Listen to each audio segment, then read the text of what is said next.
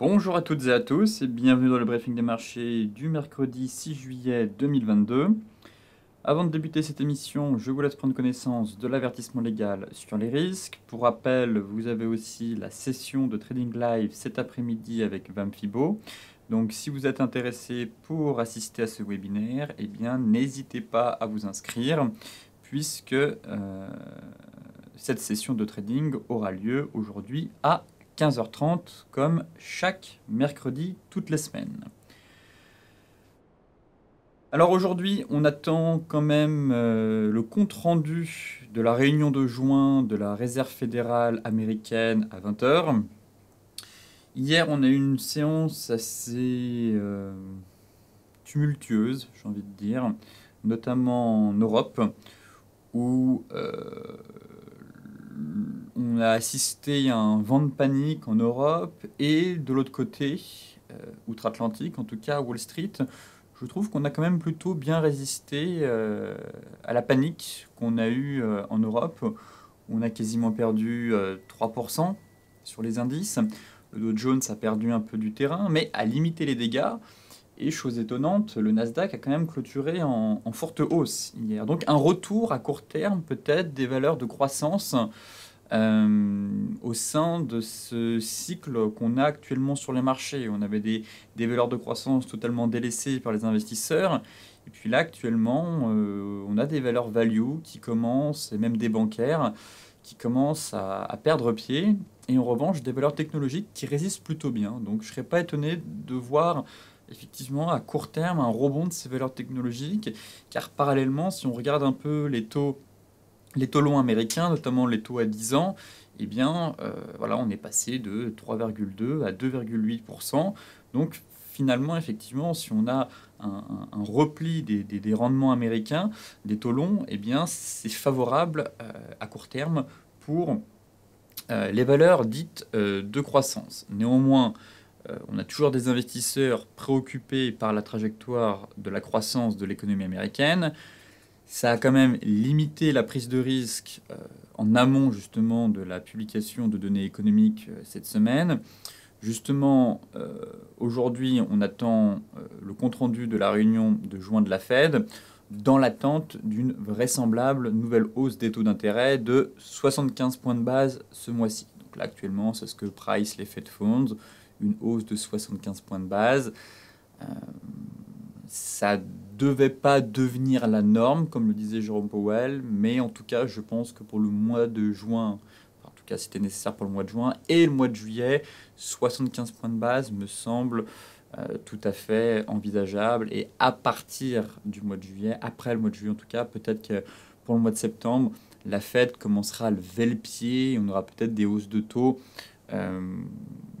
moins dures, moins strictes sur les marchés. Parallèlement, on va aussi surveiller en fin de semaine les données économiques avec un rapport mensuel attendu vendredi sur le marché du travail aux États-Unis, ainsi que la semaine prochaine, eh bien, les commentaires des entreprises en amont de la saison des résultats trimestriels, pour trouver justement tout signe lié à l'inflation et au ralentissement de la croissance économique. Hier, côté indicateur, on a quand même eu les nouvelles commandes à l'industrie américaine qui ont progressé plus qu'attendu en mai, indiquant finalement que la demande est restée forte en dépit des mesures de la Fed. Ce matin, en Europe, début de rebond, à confirmer à la clôture. Pour moi, on a eu un vent de panique. Les marchés ont joué à se faire peur. Maintenant, le reflux des inquiétudes liées au prix de l'énergie favorise bien évidemment des achats à bon compte, sans toutefois faire oublier complètement les craintes de récession qui ont quand même plombé le sentiment de marché ces derniers jours. Donc là, je pense que les investisseurs vont quand même limiter la prise de risque avant la publication à 20h des minutes de la Fed, qui pourrait derrière préciser les intentions, en tout cas ses intentions en matière de hausse des taux, et son diagnostic sur la conjoncture économique. Parallèlement aux craintes de voir l'envolée des prix de l'énergie précipiter les principales économies mondiales dans la récession, s'ajoute quand même la menace d'une crise politique au Royaume-Uni et celle derrière de nouvelles restrictions sanitaires en Chine. Effectivement, comme vous pouvez le voir aussi en France, on a une flambée de nouveaux cas, potentiellement un retour du masque dans les transports en commun. Donc effectivement, on l'avait mis de côté, mais l'hypothèse d'une 7e vague ne serait pas à exclure cet été. Donc là aussi, ça pourrait créer de nouveau quelques tensions en plus du ralentissement économique, de l'inflation et du risque de récession. Donc un cocktail toujours pas terrible pour les marchés. Enfin, pour terminer, on a quand même eu sur le marché obligataire américain la partie 2 ans, 10 ans de la courbe des taux qui s'est une nouvelle fois inversée. Donc généralement, quand on a une inversion de la courbe des taux longs par rapport aux taux courts, eh bien, on constate une anomalie qui est considérée comme un signal annonciateur d'une récession à horizon d'1 ou 2 ans. Donc là, effectivement, sans surprise au inversement de la courbe des taux, mais les marchés anticipent et price justement actuellement cette récession. La grande question maintenant, c'est de savoir est-ce qu'on va avoir une récession longue et douloureuse ou une récession courte. Et derrière, les banquiers centraux vont nous sortir le grand jeu pour limiter les dégâts. Voilà tout l'enjeu de cette année 2022 avec la maîtrise de l'inflation. Côté macro, ici, c'est un graphique pour prendre un peu de recul sur la situation, sur le contexte économique, où on a l'impression que c'est un peu la fin du monde. Effectivement, entrer en récession ne signifie pas la fin du monde, que ce soit pour l'économie, pour les marchés, mais actuellement, il y a, je trouve, un pessimisme exacerbé sur l'ensemble des marchés. Alors oui, on peut très bien perdre 15, 20, 30%, mais effectivement, les marchés sont faits pour monter. Et donc ici, quand on regarde les 120 ans d'histoire boursière du Dow Jones, finalement, ce qui se passe actuellement, c'est une goutte d'eau par rapport aux différents cycles qu'a connu l'indice boursier. Donc vous voyez ici, vous avez tous les événements qui ont impacté, si vous voulez, les marchés. Pour celles et ceux qui veulent prendre le temps de lire en détail tous les grands événements marquants de l'histoire du Dow Jones. Et puis finalement, l'indice finit toujours par se relever et repartir. Ensuite, en fait, c'est qu'une question de temps, finalement. Voilà pourquoi on dit en bourse, finalement, que ceux qui restent investis très peu de temps ont tendance à perdre en bourse, alors que celles et ceux qui restent investis très longtemps, le plus longtemps possible, et bien généralement sortent gagnants de leurs investissements. Alors, comme on peut le voir ici, vous voyez qu'on a des phases où il se passe quasiment rien. Cette phase-là durait 20 ans. En 1929, quand on a eu le premier crack, effectivement, les personnes qui étaient investies tout en haut, 25 ans pour récupérer la totalité, pour effacer en tout cas ce crack boursier. Ici, on a une période de range dans les années 70-80, pareil, on a eu une chute, on avait une inflation extrêmement élevée, 16 ans. Et la dernière en date, c'était la crise des subprimes. Vous voyez, quasiment 6 ans pour retrouver les anciens sommets historiques. Donc finalement, en fait, les marchés sont faits pour monter, ont pour vocation de monter. Maintenant, en fait, tout dépend de votre horizon de placement et votre durée d'investissement. C'est sûr que quelqu'un qui reste investi 1 an ou 2 ans sur les marchés, il suffit qu'il arrive sur une fin de cycle économique, eh bien, il subit la baisse de plein fouet et doit aussi subir des moins-values. Donc, généralement, ça craque psychologiquement et les personnes préfèrent, en tout cas les investisseurs, préfèrent se retirer du marché et encaisser leurs pertes. Alors que si vous prenez un investisseur assez connu comme Warren Buffett, qui reste quasiment totalement investi sur le marché, eh bien, ça a fait de lui quand même l'un des plus grands investisseurs que le monde ait jamais connu, et aussi sa renommée. Donc, toute l'importance, encore une fois, de certes bien maîtriser les cycles pour éviter de rentrer sur des sommets de cycles, pour pour ne pas justement immobiliser du capital, mais aussi, si possible, d'avoir une période d'investissement à long terme, supérieure à 10 ans, pour qu'au final, même si votre market timing n'est pas bon, eh bien, le temps fera le boulot à votre place et rendra vos investissements performants sur la durée. Ici, ce sont les records de buyback pour le premier semestre, un graphique que je partage souvent avec vous en vous disant que les buybacks sont un soutien puisqu'ils permettent de gonfler de manière artificielle le cours de bourse. Donc là, on est quand même sur le premier semestre euh, des autorisations de buyback qui ont atteint quand même des niveaux records. Si on compare par rapport à 2021, même 2019, vous voyez que aux États-Unis, on est aux alentours de 680 milliards et les prévisions pour fin 2022 sont aux alentours de 1400, je crois, 1400 milliards de dollars pour les actions américaines. Donc, un soutien, en tout cas c'est censé être un soutien, j'ose pas imaginer du coup si on n'avait pas eu ces rachats d'actions, la performance du S&P.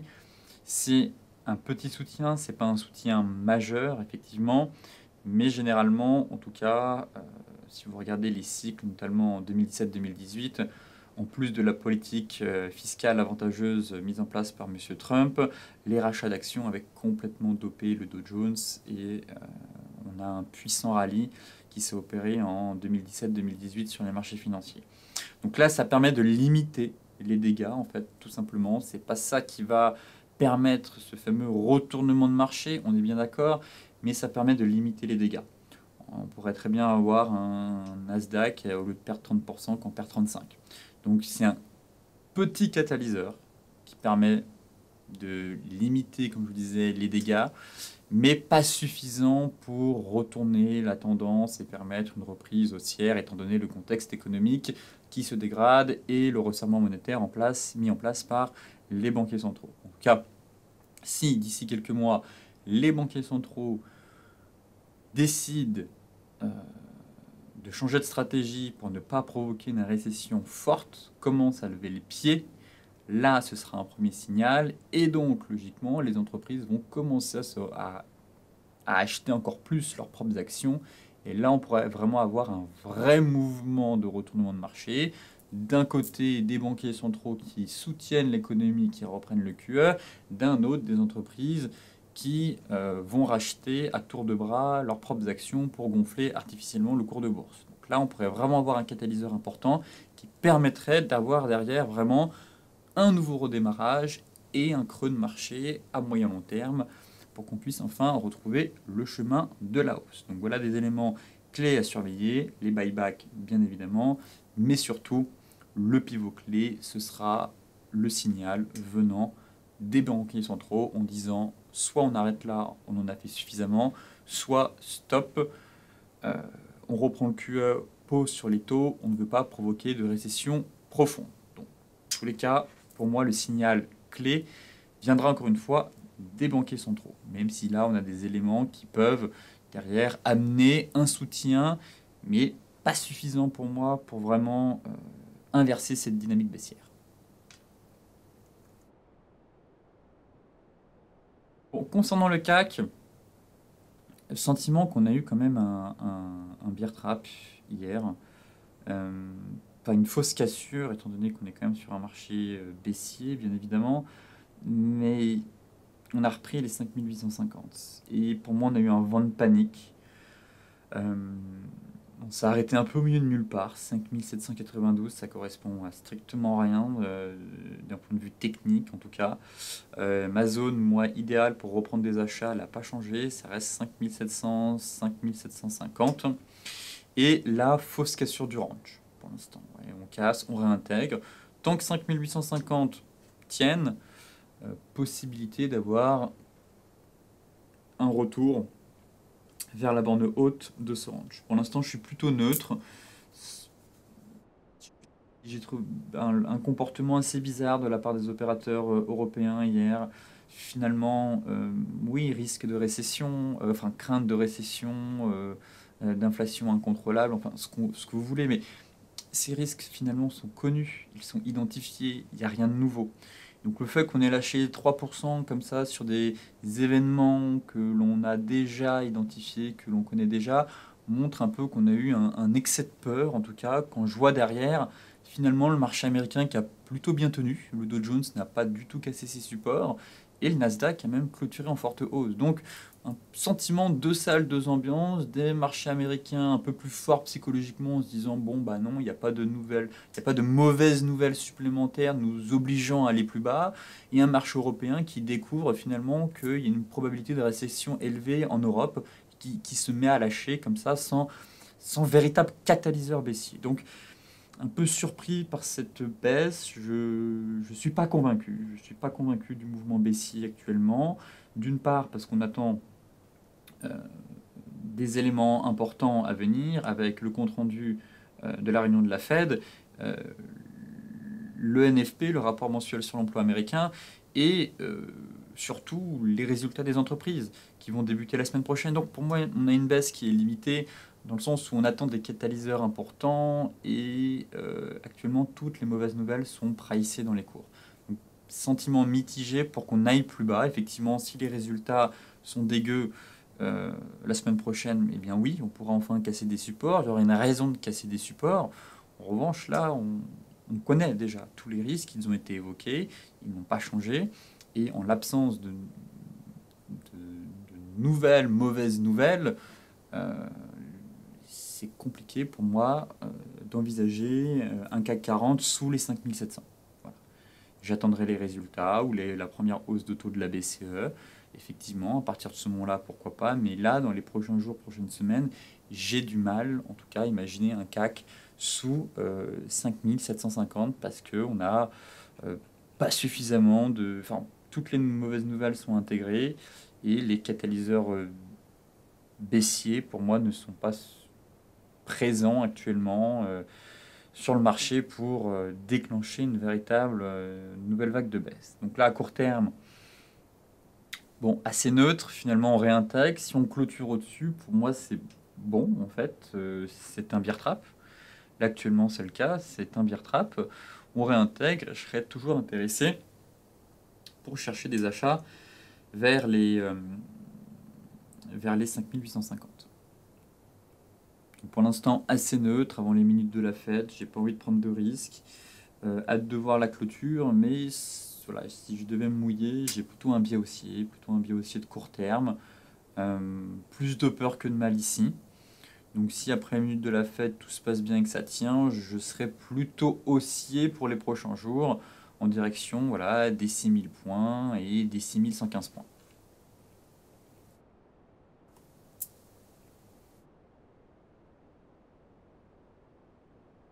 Concernant l'indice allemand, bon, un peu plus fébrile, le DAX.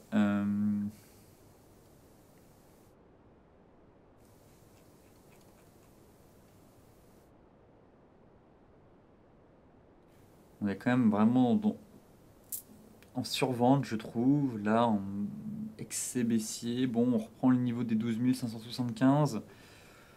C'est pas mon indice préféré pour être à l'achat. Je trouve que c'est l'indice vraiment qui sous-performe.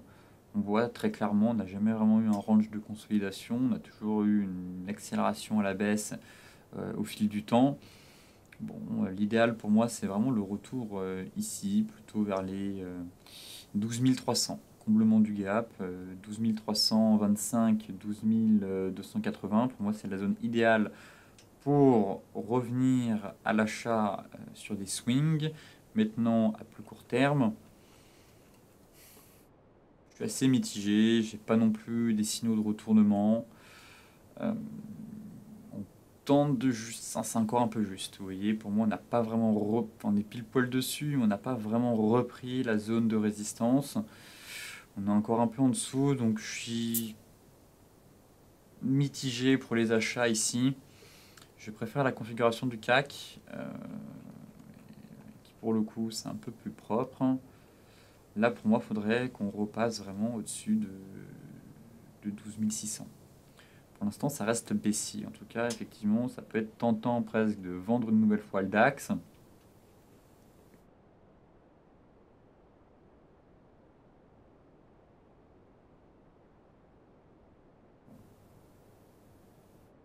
peut-être un canal baissier, mais je vois pas d'opportunité vraiment sur l'indice allemand.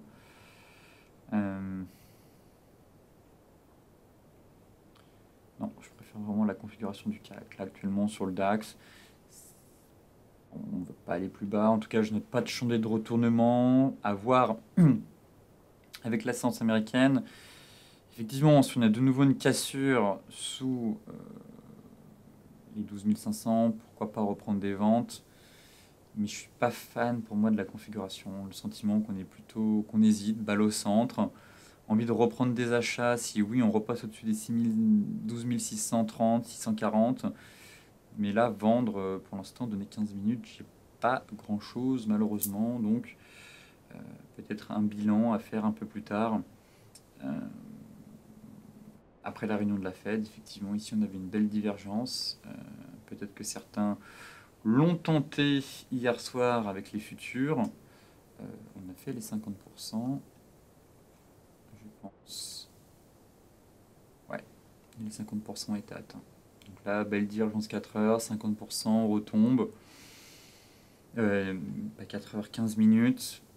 Très honnêtement, balle au centre, assez neutre. Pour moi, on est encore sous résistance, donc c'est ça qui me dérange pour reprendre les achats sereinement sur cet indice. Le Dow Jones. Il a bien tenu le Dow Jones. Il nous a fait une frayeur, mais quand on regarde l'Europe qui a perdu plus de 2,5, le Dow Jones n'a pas cassé de support. Donc c'est l'indice le plus fort. Et là, pour le coup, je préfère travailler cet indice-là. On a une sous-performance de l'Europe. Le CAC tenait bien. Finalement, le CAC a bien lâché. Le DAX est complètement au tapis, lui. Donc si on doit chercher des achats, il faut aller sur l'indice le plus fort. Et là, actuellement, c'est le Nasdaq et c'est le Dow Jones. Le Nasdaq a terminé à plus de 1,5, je crois. Je vais voir ça rapidement.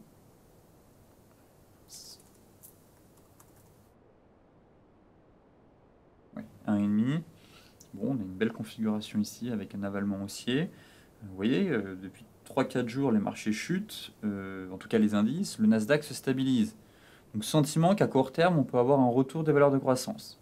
Peut-être pour aller chercher 12 000, 12 195. Donc j'ai plutôt un biais haussier maintenant sur les valeurs de croissance. J'aime bien le changer de retournement qu'on a eu ici.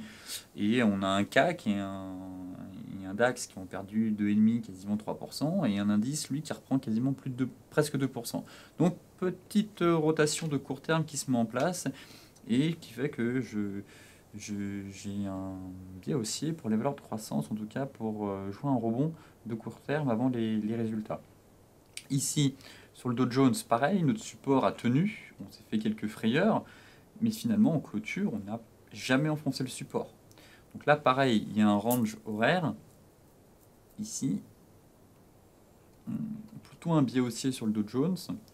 On a un joli range, vous voyez, 31 000, tac, tac, tac, tac, 31 180, 30 410, donc là c'est le range. Je vais enlever l'Ishimoku. Je vais supprimer. Voilà, soit plus propre. Parfait.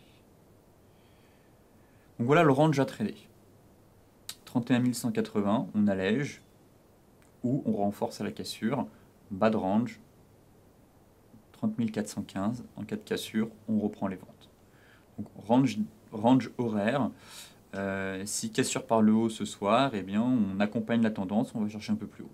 Je pense vraiment qu'on peut retourner du coup sur le range daily qui serait comme ça. Voilà, là on aurait le range daily. Vous voyez que ce niveau-là, ça correspond au milieu de range.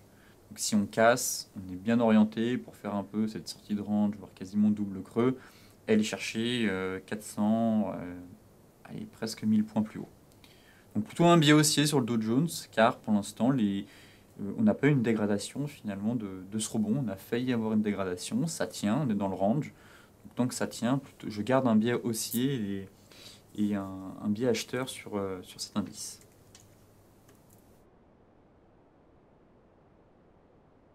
Bon, on a aussi notre range, hein, on le voit très bien finalement sur les futurs.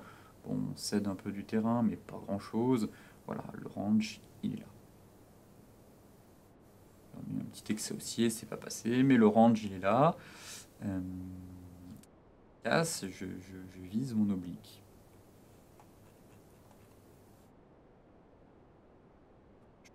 Une grosse stabilisation de l'indice.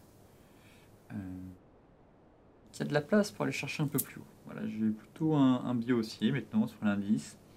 Avant les résultats. Après, on verra. Effectivement, je m'attends à quelques surprises. Mais là, à court terme, je pense qu'il y a vraiment de la place pour aller chercher 31 600, 31 960.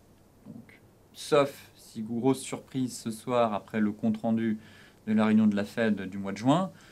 Mais si le marché ne faiblit pas, ne tangue pas d'ici là parce qu'il estime que finalement il n'y a rien de nouveau, on sait ce que va annoncer la Fed, et bien alors je pars dans l'hypothèse qu'on a un rebond qui peut aller encore un peu plus haut. L'euro-dollar, grosse dégringolade. Bon, le pullback n'a pas eu lieu. Je suis intéressé pour chercher des achats sur cette zone. Donc là, j'ai retracé ma zone actuelle hebdomadaire. Je vous disais hier, effectivement, on était en pleine accélération baissière. Je voyais mal mettre en place un plan de trading quand on perdait quasiment plus de 1,5%. J'attendais un pullback, on ne l'a pas eu, on continue de chuter aujourd'hui. On est vraiment en pleine accélération baissière. Bon, on n'aura pas toujours des pullbacks. Effectivement, c'était un beau support, ça a cédé. On allait chercher les 1,0180, 1,06, 60. On est dans ma zone. Donc là, c'est ma zone ici hebdomadaire mensuelle pour tenter un achat. Si ça casse, on laisse tomber. Objectif borne basse du canal vers la parité. C'est à peu près ça le plan. Voilà, de venir chercher la parité, borne basse du canal pour ensuite jouer le rebond. Donc là, on est sur un niveau intermédiaire. Je suis intéressé, bien évidemment, pour chercher des achats de court terme, pour ensuite revendre. Là, mon but, c'est de tenter un rebond ici et revendre derrière pour TP1 et TP2. Ce serait ça le plan, l'idéal. Maintenant, est-ce qu'il va se configurer comme cela? Je n'ai absolument aucune idée, mais le plan, c'est que je reste baissier.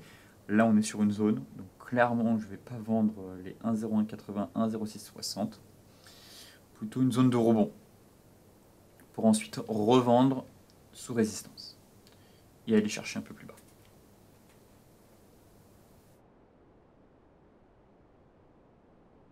Donc maintenant, en données 4 heures, j'ai pas de chantier de retournement, j'ai pas de bougie de retournement, j'ai pas de divergence non plus. En données daily, ça reste baissier. En données horaires, j'ai un début de quelque chose. Une divergence, encore une fois. Ici. Donc si cette dernière est validée, et qu'on remonte, ou soit qu'on a un énorme chandelier de retournement 4 heures après le compte-rendu de la Fed, donc après 20 heures, eh bien pourquoi pas rentrer sur ce marché avec un stop loss sous le bas de la zone.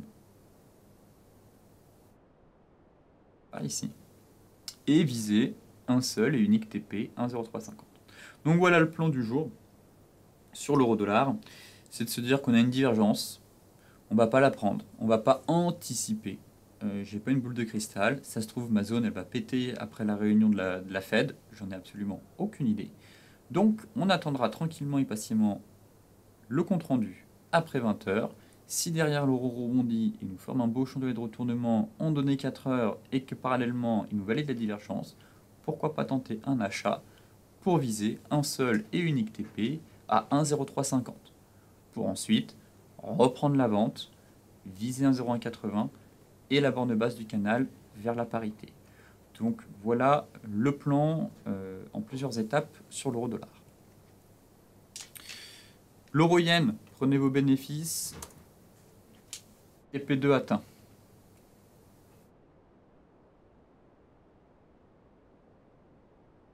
Un trade compliqué, effectivement, qui nous a offert plusieurs frayeurs, que ce soit sur la remontée ici, pas loin du stop, ou ici, pas loin du stop à break-even. Finalement, pour une fois, le marché a été clément et il est allé dans notre sens. En tout cas, on n'a pas été sorti,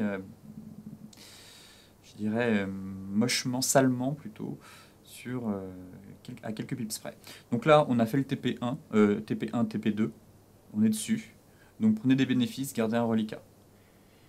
Gardez un reliquat dans le sens si vous êtes prêt à accepter un pullback avant de repartir à la baisse. Ce serait ça le plan, en fait. Là, pour moi, on a atteint l'objectif. C'était la borne de base de notre range 4 heures.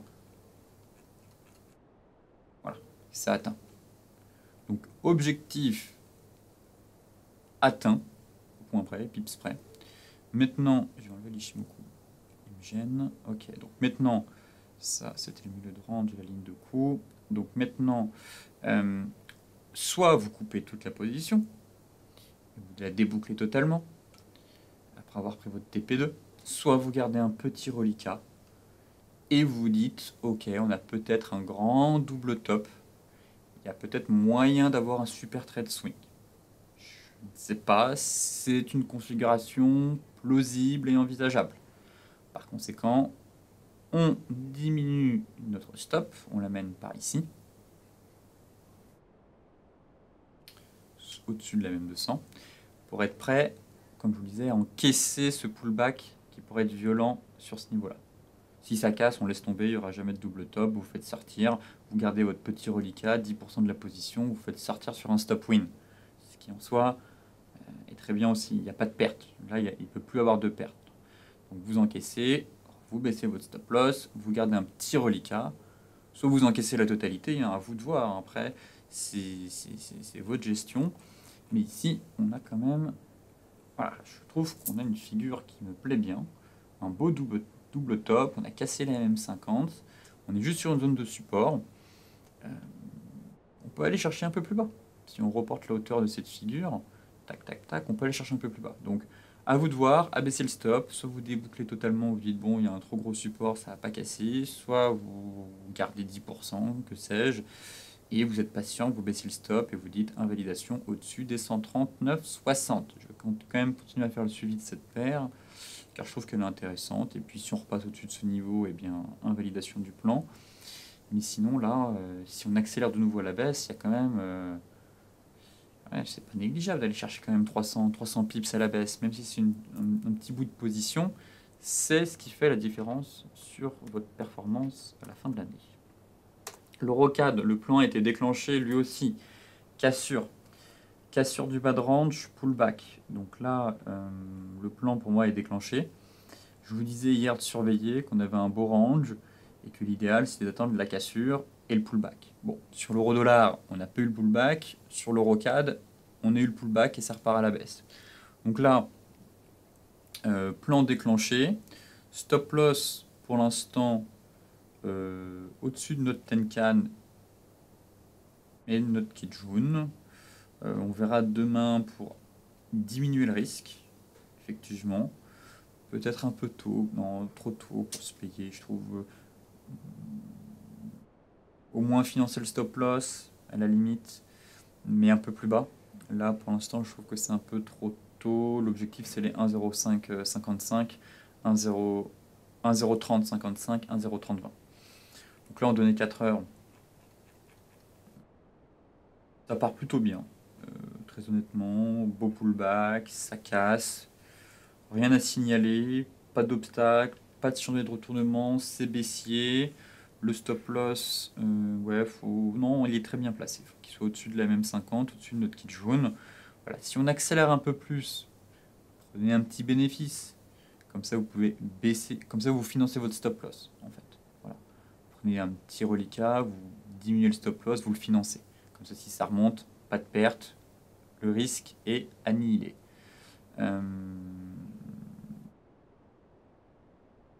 Objectif, borne basse, enfin objectif, pas borne basse, mais report du rectangle. Donc l'objectif théorique, on reporte la hauteur de ce rectangle et on vise les 1,3055. Le gold, c'est l'hécatombe. Pas fan de ce violent. Fallait s'y attendre finalement de cette bougie ici de la veille qui a invalidé un peu notre chandelier. Bon, pour l'instant, on a vraiment enfoncé un gros niveau clé. Euh, je pense qu'il faut attendre avant de revenir sur le métal précieux. Il est trop tôt, selon moi, qu'on peut aller plus bas. Je surveille 1750, 1725 et 1680. Pour moi, ce sont les trois zones qui m'intéressent à l'achat maintenant. Si on n'est pas dessus, je passe mon chemin. Alors là, on a eu vraiment une grosse dégradation. La bougie mensuelle, pas top du tout. Bon, 1750, vous voyez, c'est notre 1760. Bon, c'est notre plat. Chikou qui va taper dans les prix. Par deux scénarios. Le premier, c'est le scénario du range. Donc dans ce cas-là, objectif le bas de range, donc 1685. Là, on a un niveau de support intermédiaire actuellement. 1750, c'est quand même un très beau niveau. Mais là, Chikou a quand même percé les prix Lucky June, Satenkan, donc elle est vraiment libre pour accélérer à la baisse. En données hebdo, c'est la même chose. Autant ça bloquait à la hausse, autant là à la baisse, vous voyez, champ libre. Donc je me montre assez méfiant maintenant quand je vois cette configuration. Pour moi, c'est la zone des 1750, 1725 ou la borne basse du canal dans les prochains jours, prochaines semaines. Donc effectivement, 1684 qui correspond borne basse de notre range hebdomadaire, borne basse du canal. Donc là, à surveiller maintenant sur des unités de temps un peu plus courtes. Pour l'instant, aucun achat effectué. On n'est pas sur notre niveau de support. Et on n'a pas de chandelier de retournement. Le seul élément qui peut être intéressant, c'est d'avoir cette divergence sur notre zone. Voilà. Donc, si cette dernière est validée et que les prix accélèrent à la baisse ici, tac, et qu'on fait un creux plus bas d'un point de vue du RSI que ce creux-là, effectivement, pour avoir une divergence horaire. Donc pour les traders, intéressant, stop loss sous le bas de la zone et jouer le rebond.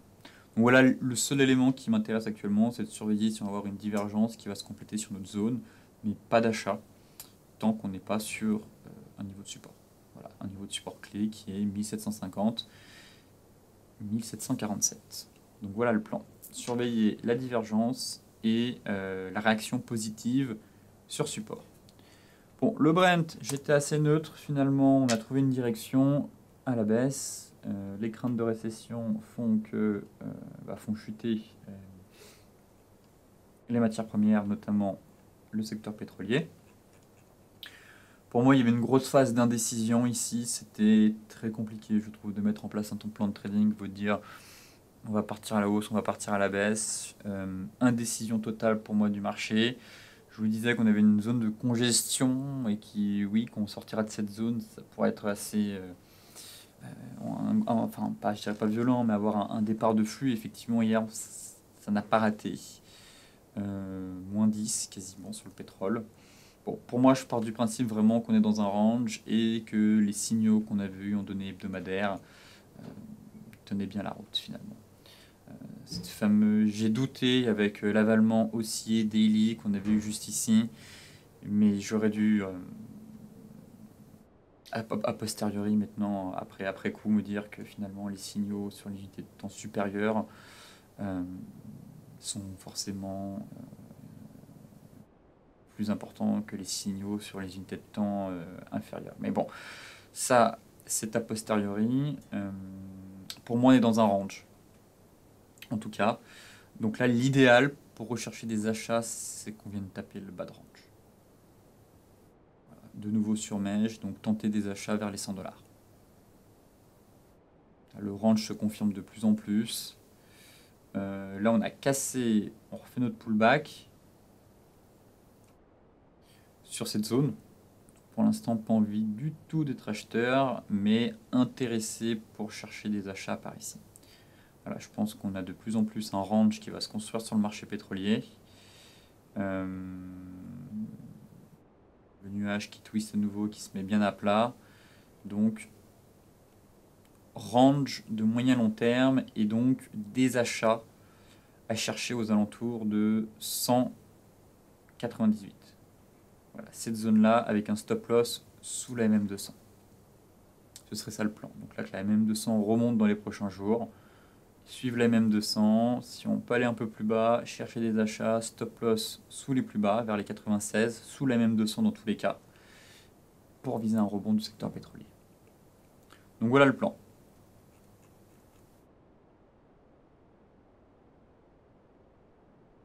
Mais pour l'heure, voilà, grosse cassure par le bas, on remonte. Sous résistance, on peut faire un fameux dead cat bounce. Et puis voilà, laisser la purge se terminer et attendre un peu plus bas pour revenir plus sereinement sur le pétrole.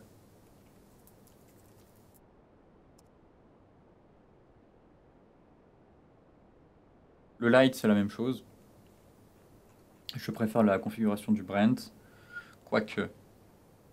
Non, je préfère la configuration du Brent. Effectivement, là, on est tombé sur support, on s'est arrêté pile poil sur support. Mais la logique veut qu'on est dans un range et qu'on fasse la rotation complète. Donc si on doit faire la rotation complète, pareil, j'attends pour un achat ce niveau-là. Donc MM200, bas de range vers 95, 93, 50.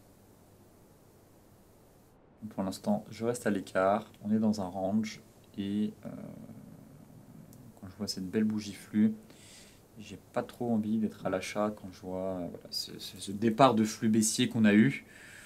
Là, pour le coup, j'ai vraiment envie d'attendre un niveau clé, à savoir la borne basse, et éviter d'intervenir n'importe où dans le range. Les cryptos, toujours rien. Vraiment toujours rien sur les cryptos, c'est dans un range. Que dire de plus finalement?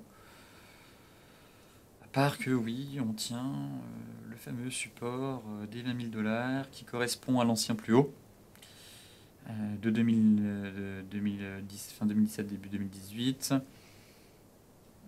Que c'est survendu, effectivement, que je m'attends à un rebond, mais que j'aimerais bien, étant donné que je suis haussier sur le Nasdaq et qu'on a une corrélation positive avec l'indice Nasdaq, effectivement, m'attendre à un fameux rebond du BTC. Pour l'instant, c'est compliqué.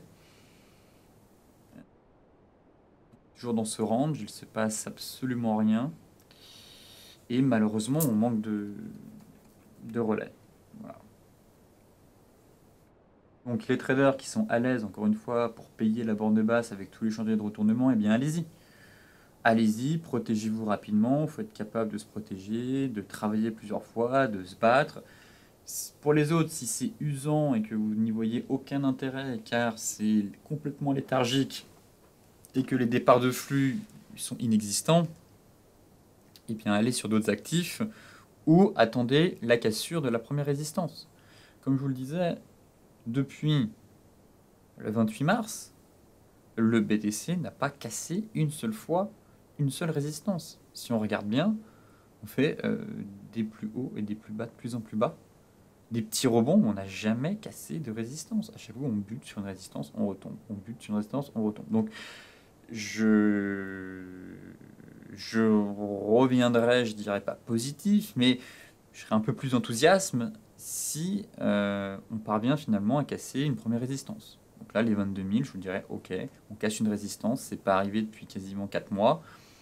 Ça peut être intéressant d'aller chercher les 24 000 $. Pour l'instant, range, rien à faire, pas de flux, pas de relais acheteurs, à part les plus combattants d'entre vous qui sont prêts à payer la borne basse, vite protéger, prendre quelques pions, ça retombe, on retravaille, on protège, jusqu'à avoir un départ de flux. Ça peut être long, fatigant et usant, mais en soi, c'est la meilleure stratégie, mais qui demande quand même d'avoir un peu les nerfs solides et d'être capable de se battre à chaque fois que ça retombe. Sinon, tranquillement, on attend la sortie du range ou une véritable bougie de retournement. Et l'Ethereum, c'est le même constat. Alors, je vais pas me répéter. Si vous pouvez comparer depuis le mois d'avril ici, pareil, on n'a pas cassé une seule fois une résistance, on n'a fait que casser des supports. Je le répète, préserver des supports c'est bien, mais casser des résistances c'est mieux. Sinon, si on continue de casser des supports, derrière, si c'est pour aller à 500 $, ça n'a pas de sens finalement. Donc oui, c'est bien beau d'identifier de beaux supports qui peuvent permettre des rebonds, mais derrière, on en attend un peu plus. Et donc là, c'est pareil, je surveille un peu ce fameux double creux qui est en train de se former. Et puis je reviendrai, enfin j'aurai un niveau d'alerte dans ma tête si on casse les 1240. Pour l'instant, c'est franchement mou, hein. C'est franchement mou, il n'y a pas de flux. Pour des actifs censés être nerveux et volatiles, là depuis mi-juin, c'est un encéphalogramme plat. Voilà. Pas de cassure de résistance, toujours pas. Donc là, ce qui va m'intéresser, c'est que notre Kijun va se mettre à plat pile poil ici. Et donc oui, si on casse la Kijun, pour moi, on aura un premier signal technique encourageant pour aller chercher 1412 et la même 50. Donc voilà le plan. Soit vous travaillez ce range, vous vous battez sur les 1000 $ à chaque fois qu'on revient.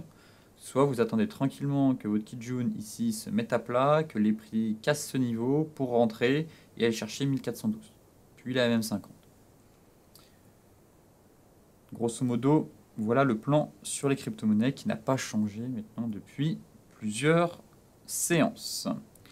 Sur ce, je vous souhaite une excellente journée, de très bons trades, soyez prudents sur les marchés et je vous dis à demain pour un nouveau point complet sur la planète finance.